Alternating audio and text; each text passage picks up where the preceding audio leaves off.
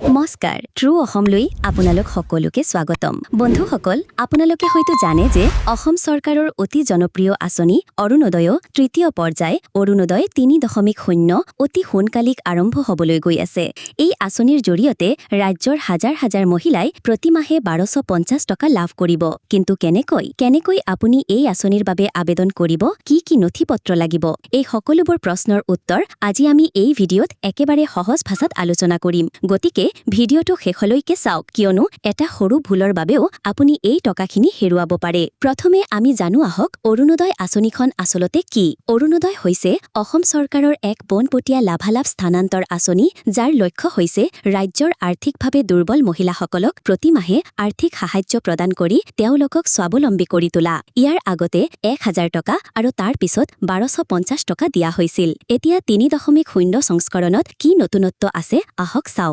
অৰুণোদয় ৩.০ৰ বাবে যোগ্যতাৰ মাপকাঠি কি এইটো অতি গুৰুত্বপূৰ্ণ মন দি শুনক আবেদনকাৰী অসমৰ স্থায়ী বাসিন্দা হ'ব লাগিব আবেদনকাৰী মহিলা হ'ব লাগিব পৰিয়ালৰ বাৰ্ষিক আয় নিৰ্ধাৰিত সীমাৰ তলত হ'ব লাগিব পৰিয়ালত চৰকাৰী চাকৰি কৰা সদস্য থাকিব নালাগিব পৰিয়ালত চাৰিচকীয়া বাহন থাকিব নালাগিব আবেদনকাৰীৰ বেংক একাউণ্ট থাকিব লাগিব আৰু সেয়া আধাৰৰ সৈতে সংযুক্ত থাকিব লাগিব আবেদনকাৰীৰ PM কিষাণ বা অন্য চৰকাৰী আঁচনিৰ জৰিয়তে লাভান্বিত হলে আবেদন কৰিব পাৰিবে নে নোৱাৰে সেই বিষয়ে নতুন নিৰ্দেশনাত স্পষ্টকৈ উল্লেখ থাকিব এতিয়া আটাইতকৈ গুৰুত্বপূৰ্ণ প্ৰশ্নটো হ'ল কেনেকৈ আবেদন কৰিব অৰুণোদয় ৩.০ৰ আবেদন প্ৰক্ৰিয়াটো সাধাৰণতে দুটা প্ৰকাৰে হ'ব পাৰে এক অনলাইন আবেদন যদি অনলাইন পৰ্টেল মুকলি কৰা হয় তেন্তে আপুনি অসম চৰকাৰৰ আধিকাৰিক ৱেবছাইটত গৈ আবেদন কৰিব লাগিব তাৰ বাবে আপোনাক Aadhaar card bank passbook voter ID card আয়ৰ প্ৰমাণ পত্ৰ আৰু এখন পাছপৰ্ট আকাৰৰ ফটোৰ দৰে নথিপত্ৰ লাগিব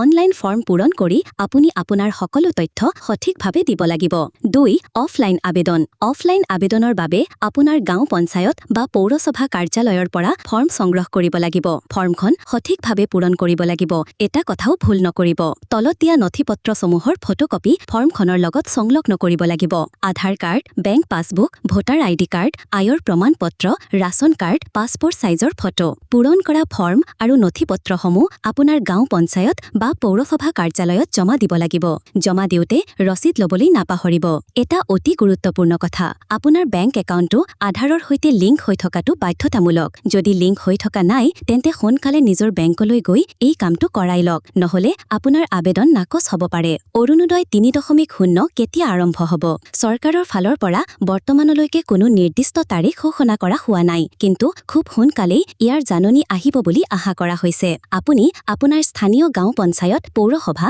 বা চৰকাৰী ৱেবছাইটত নজৰ ৰাখিব ট্ৰু অসম চেনেলটো ছাবস্ক্ৰাইব কৰি ৰাখিব কাৰণ আমি সকলো আপডেট আপোনালোকলৈ লগে লগে লৈ আহিম বন্ধুসকল অৰুণোদয় আঁচনিখনে অসমৰ মহিলাসকলৰ জীৱনলৈ এক নতুন আশা কৰাই আনিছে এই আঁচনিৰ জৰিয়তে তেওঁলোকে সৰু খৰচবোৰ নিজাববীয়াকৈ পূৰণ কৰিব পাৰিব যিয়ে তেওঁলোকক অধিক আত্মবিশ্বাসী কৰি তুলিব যদি আপুনি যোগ্য তেন্তে পলম নকৰিব প্ৰস্তুতি চলাওক আৰু সঠিকভাৱে আবেদন কৰক যদি আপোনাৰ এই ভিডিঅ'টো উপকাৰী যেন লাগিছে তেন্তে এটা লাইক কৰিবলৈ নাপাহৰিব লগতে এনেকুৱা আৰু তথ্যপূৰ্ণ ভিডিঅ' চাবলৈ ট্ৰু অসম চেনেলটো ছাবস্ক্ৰাইব কৰক আৰু কাষৰ ঘণ্টা আইকনটো টিপি অল নটিফিকেশ্যন অন কৰি থওক যদি আপোনাৰ কোনো প্ৰশ্ন আছে তেন্তে তলত কমেণ্ট বক্সত সুধিব পাৰে মই উত্তৰ দিবলৈ চেষ্টা কৰিম আপোনালোক সকলোৱে সুখেৰে থাকক সুস্থ থাকক আকৌ লগ পাম আন এটা নতুন ভিডিঅ'ত ধন্যবাদ জয় আই অসম